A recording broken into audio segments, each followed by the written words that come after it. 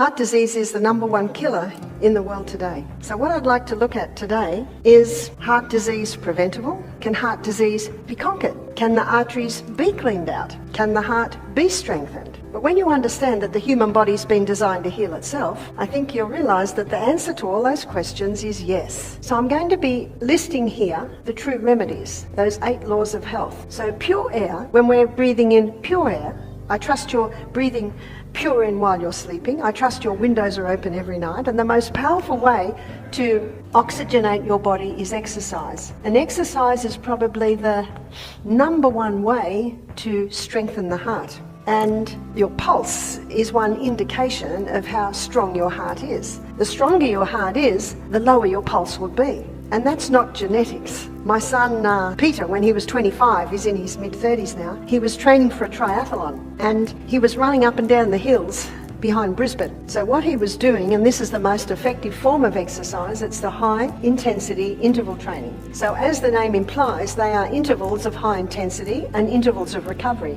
And when you're exercising where there are hills, that's what you got. It's high intensity up, recovery down. As you implement an exercise program, and we all should have an exercise program. We're training for something more important than the Olympic Games. Do the Olympian athletes miss a day? Never. What are we training for? We're training for life. We're training for our latter years. And I want to enjoy my latter years. But as this name implies, this high intensity interval training are intervals of high intensity, intervals of recovery. So the research has been showing, and Dr. Doug McGuff, who's a heart specialist, he implemented this for his heart patients. And he found that 30 seconds high intensity was a good amount. In fact, I've looked at I've read a few books on the matter, and the common denominator is 30 seconds is a good time. Now, when I first started to do this, I got to 20 seconds and my body says, yeah, that'll do, because I'm running very fast up a hill. When I got to 25 seconds, my body's saying, this is getting ridiculous. And when I get to 30 seconds, I nearly feel like I'm dying. If I didn't count, I actually wouldn't get to that. And my husband and I, back at Misty, we run up and down the hills every morning, and we're not talking when we're running up the hills. We do the talk in recovery time. Recovery time seems to average out with the average fitness person at about 90 seconds. That's about 1.5 minutes. How do you know when you've had enough recovery, when you feel you could once again run for your life? This is usually done for a cycle, and that cycle is usually done for a cycle of 6. So this is 15 minutes. I've been generous there. That's not long, is it? Everyone's got 15 minutes. If you don't think you've got 15 minutes, how many hours have we been given in a day? 24 hours. This is only a quarter of 1 hour. That's all it takes. We're such a fast society today. We're so busy. I'm busy. And so to prevent heart disease and to reverse heart disease, exercise is vital. #3, sunshine. Now, we haven't had much sun over the last few days, have we? But the good news is vitamin D stores very well in the body. And the best way to get sunshine is to expose the body as much as possible to the sun. So I was asked the question, what sunscreen do you use? I don't use sunscreen at all. Have you read what's on the packet of the sunscreen? Our skin needs sun to get the vitamin D.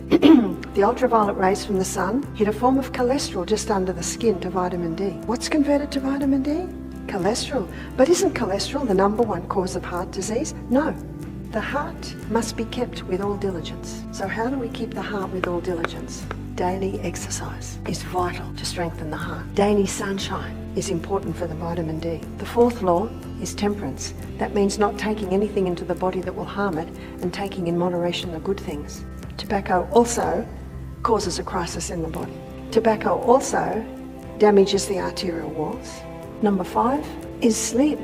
Our body recharges in those night hours. We need to be sleeping 8 hours a night, 8 hours. I know my 8 accent's a bit funny, but that's 4 and 4 equal 8, 8. So you've got a choice. That can be 8 p.m. to 4 a.m., not this week, 9 p.m. to 5 a.m., my favourite, or at a stretch 10 to 6. If your body is not doing that and you're finding it difficult, just take steps and little by little train your body back into doing that. We looked at how you can do that. 6, proper diet. We've looked at proper diet a few times. That heart muscle needs nourishment. It needs high fibre. There's all your plant foods. There's your vegetables, your fruits, your whole grains.